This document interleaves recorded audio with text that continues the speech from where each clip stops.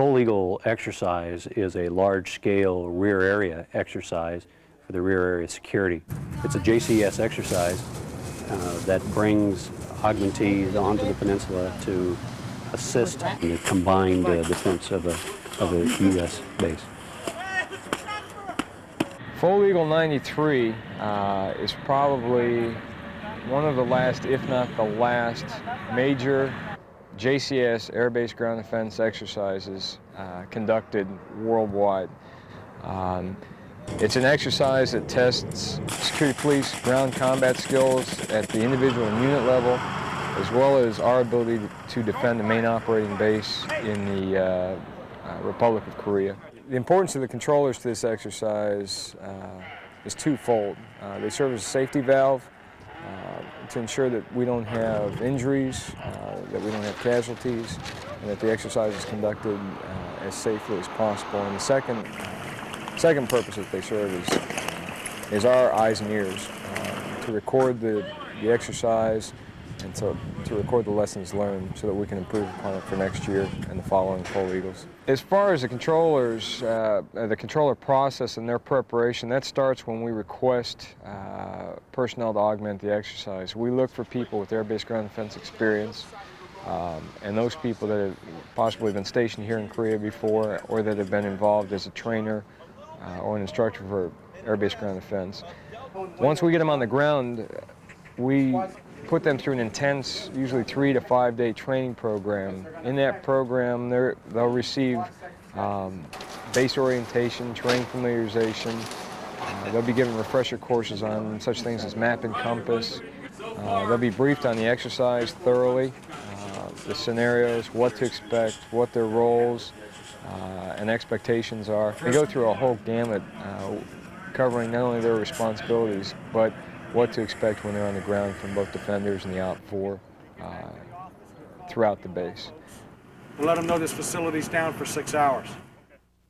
The first thing you figure out is what the wing commander says is important to run the mission. The mission of Osan is to fly airplanes, F-16s and A-10s. How do we defend the base and defend the facilities that keep the airplanes flying? Well, what's important is where the airplanes are parked, fuel, munitions, pilots, headquarters to keep the command and control running. And then it's done along the lines of a concentric circle, starting with protecting the immediate facility, and then as we add manpower, we layer further out and further out. And if there's enough manpower, such as in Foal Eagle, where we get to test how we would fight in war, where we just about have the entire base surrounded. It's not a perfect circle. It fluctuates by terrain, type of facilities they're protecting, and the manpower that we have available, and the kind of weapons that we're able to use. A typical scenario would be 2 security policemen working in a defensive fighting position. That's a bunker surrounded by sandbags.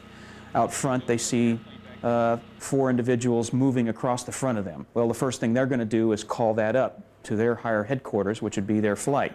The immediate flight leadership out there are responsible for trying to make some kind of response to that activity.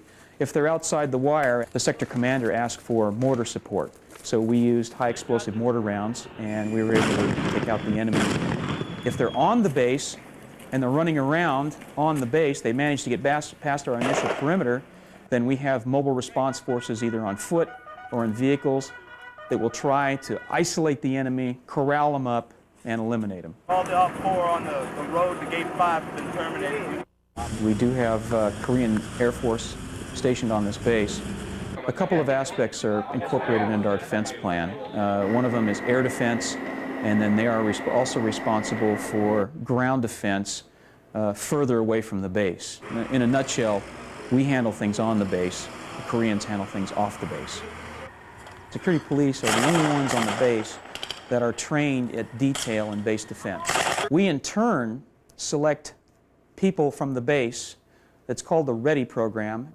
These READY personnel are brought to us from all over the base, and they are given a very limited but much more intensive air-based ground defense training than what the average airman would get on this base.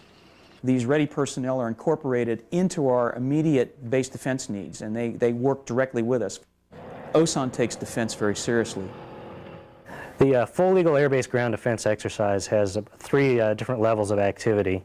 OSI provides a level 1 activity, and that would be your sleeper agents, terrorists, folks that are living in South Korea or have infiltrated into South Korea and pose a threat to the base. During Full Eagle, OSI brings in their investigative assistants, several Koreans assigned to the U.S. Army, and other Asian Americans or Asian individuals that we can find who would actually look like, dress like, and act like the terrorists that would be attacking the base.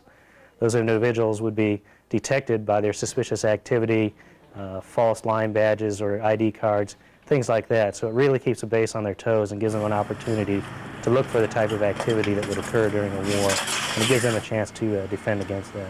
What this really means is the people that are out defending the base get the opportunity to practice what it would really be like to have Koreans coming in to attack the base. Level 2 attacks are regular soft forces, special operations forces, that could range from 13 men to maybe 250. There could also be a larger scale, level 3, 300 or more, that would present a threat against the base. There have been people that have come from Osan that are security policemen that are playing the role of soft forces, also actual special forces, friendly special forces that are providing attacks against the base for the training. During Full Eagle 93, myself and my troops intend to accomplish realistic training for Osan Air Base by acting as a special operations force. The importance of having a fit Op 4 is to ensure that we have the capability of getting through, that we can act like a special operations force. Full Eagle 93 provides realistic training to even the youngest airmen out in the field. It teaches them maneuvering techniques, working together as a team in a field environment, as well as gives them a little idea of the big picture as far as the mobility and the insert of stateside troops into an area such as Osan. Full Eagle is primarily an air-based ground defense exercise where we evaluate in this case, the 51st's capability to protect itself in the rear area. What I do is I piggyback onto that scenario by adding in realistic wartime tasking for the aircraft here to go out and conduct their normal wartime tasking, as well as the rest of the base to support that wartime operation. We'll have simulated missile attacks, simulated airfield attacks that people have to respond to, take cover, and then proceed to recover from those attacks. Mostly it's an education process. The people that come over here, roughly 80% of the base transitions each year. It's a training process more than anything else. During a long condition where we're responding to an airfield attack and people are walking around, obviously if there's bombs and bullets falling all around you, you wouldn't want to be walking around out in the open. You would want to be taking cover behind in a ditch or inside a building or in a bunker or something that would help protect you. Full Eagle 93 will be a success if we have provided an opportunity for the defenders to work together by bringing defenders that are from off the peninsula together with the people they'll work with here at Osan. They integrate in command and control development and actually engage a opposing force. If they have the opportunity to do that, then we are successful.